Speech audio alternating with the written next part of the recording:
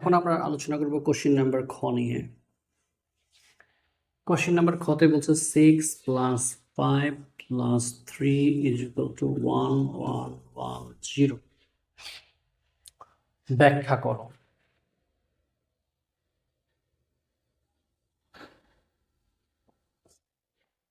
তো এখানে আমাদের যেটা মনে রাখতে হবে যে আমাদের এখানে আমরা চারটা সংখ্যা পদ্ধতি নিয়ে আলোচনা করেছি। একটা হলো বাইনারি, একটা হলো হেক্সা, একটা হলো অক্টা, একটা হলো দশমিক। তাহলে এই সংখ্যাটা কোন সংখ্যায় আছে এটা আমি জানি না। আমি মনে করলাম এই সংখ্যাটা যেহেতু আমার বাইনারিতে আছে, কয়টা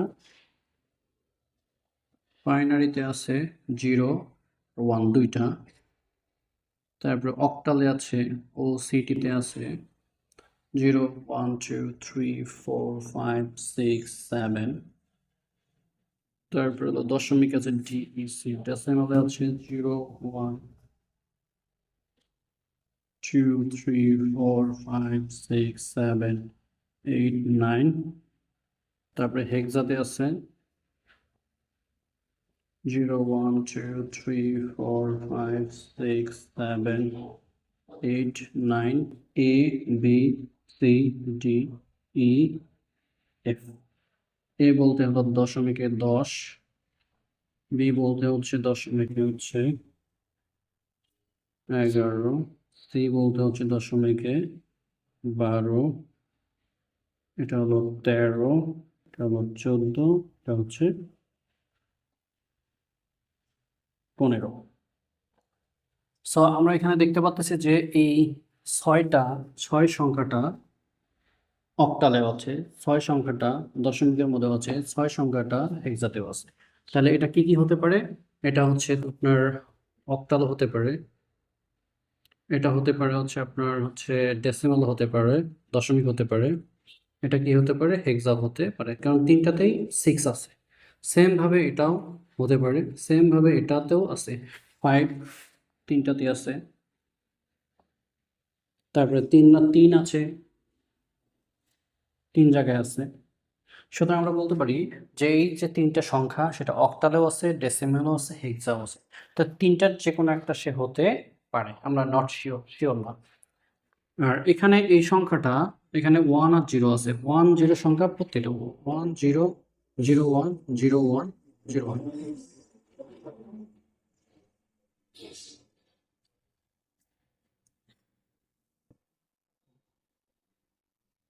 ওকে ওকে, এখন আমাদের 1 1 1 0 1 এই সাইডে যে মানটা আছে, সরি 1 1 0 1, তিনটা 1 একটা 0, এখানে 1 0 চারটা সংখ্যা পদ্ধতি, বাইনারিতেও আছে 1 0, অক্টালেও আছে 0 1, দশমিকে হচ্ছে 0 1, হেক্সাতেও আছে 0 1।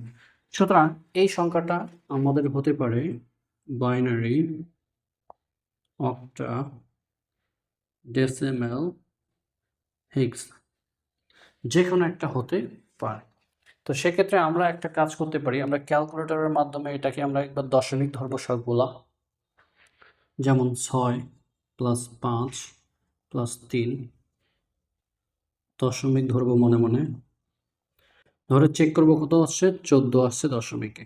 এটাকে আমরা কি করতে পারি, একবার বাইনারিতে ক্যালকুলেটরের মধ্যে চেক করব যে এটা কি 1 1 1 0, এটা আসছে বাইনারিতে আসছে কিনা, অথবা একবার চেক করব এটাকে অক্টালে আসছে কিনা, এটাকে চেক করব আমরা হেক্সাডেসিমালে আসছে কিনা, এটাকে আমরা চেক করব হচ্ছে দশমিকে আসছে কিনা, প্রত্যেকবার চেক করব। তো আমরা চেক করে দেখব যে 6 6 এটা দশমিক ধরে 14 আসছে, 14কে বাইনারিতে রূপান্তর করার সঙ্গে সঙ্গেই ফলাফল মিলে গেছে। সুতরাং আমরা বলতে পারবো যে 6 5 8 এই তিনটার যোগফল হলো দশমিকের 14, 14কে বাইনারিতে রূপান্তর করলে ফলাফল আছে 1 1 1 0।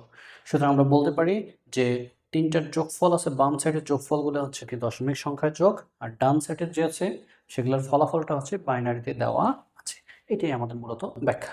কিন্তু ব্যাখ্যা করার ক্ষেত্রে আমরা তো সরাসরি এইভাবে করতে করবো না, মুখে মুখে বললেই হবে না, একটু ক্যালকুলেশন করে দেখাইতে হবে। সুতরাং 6 4 এটা 14, 14কে আমরা যেহেতু বাইনারিতে ক্যালকুলেটর দিয়ে আমরা চেক করে ফেলছি অলরেডি, এখন টিচারকে বোঝাবো 2 দিয়ে ভাগ করে, 7 দুগুণ 14, 3 দুগুণ 6, ভাগশেষ 0, ভাগশেষ 1, 2 একে 2, ভাগশেষ 1, আবার 2 একে যেহেতু এখানে আমার ভাজ্যের পজিশনে 1 আছে, সুতরাং 1 কে আমি 2 দিয়ে ভাগ করতে পারবো না। সুতরাং এই ভাগফলটা যাবে ভাগশেষের জায়গায়, আর ভাগফলের জায়গা হবে 0। আর আমাদের যে নিয়ম টেকনিক সেটা আমরা বললাম যে আমাদের ফলাফল হচ্ছে এটা MSB, এটা হলো LSB। যারা ম্যাথমেটিক্স এই সূত্র এই নিয়ম জানেন তারা নিয়ম করতে পারবে। তাহলে 1110 ফলাফল তাহলে হবে 1110। সুতরাং আমরা দেখলাম আমাদের ফলাফল কত আসছে, বাইনারিতে যেটা ছিল ওইটা চলে আসছে। সুতরাং লাস্টে ফিনিশিং আমরা টানবো যে সংখ্যাগুলো মূলত ছিল, বাম সেটের সংখ্যাগুলো হলো দশমিক পদ্ধতিতে আছে, সেগুলো যোগফল 14। 14কে আমি বাইনারিতে চেক করলে বাইনারিতে চলে আসবে 1110। সুতরাং আমাদের অক্টাল হেক্সা এটা চেক করার কোনো প্রয়োজন নেই। যদি দশমিক আসে তাহলে তো ভালো, আর বাকিগুলোর দরকার নেই। সেখানে বাইনারিতে আসছে সুতরাং ভালো, তাহলে অক্টাল ডেসিমেল হেক্সা এটা চেক করার দরকার নেই ক্যালকুলেটরের মাধ্যমে। সুতরাং আমাদের চেকিংয়ের মধ্যে যেটা রেজাল্ট আসবে ওইটাকে আমরা সুন্দর করে উপস্থাপন করার চেষ্টা করব। এইটাই হচ্ছে, এই টাইপের প্রচুর কোশ্চেন আসছে। আপনারা এই স্টাইলে আগে চিন্তা করবেন, তারপরে আপনার কি ক্যালকুলেটরের মধ্যে চেক করার মাধ্যমে আপনারা তারপরে চেকিংয়ের পর আপনার কি হতে হবে, অ্যান্সারটা নিজের মতো দেখতে পারবেন।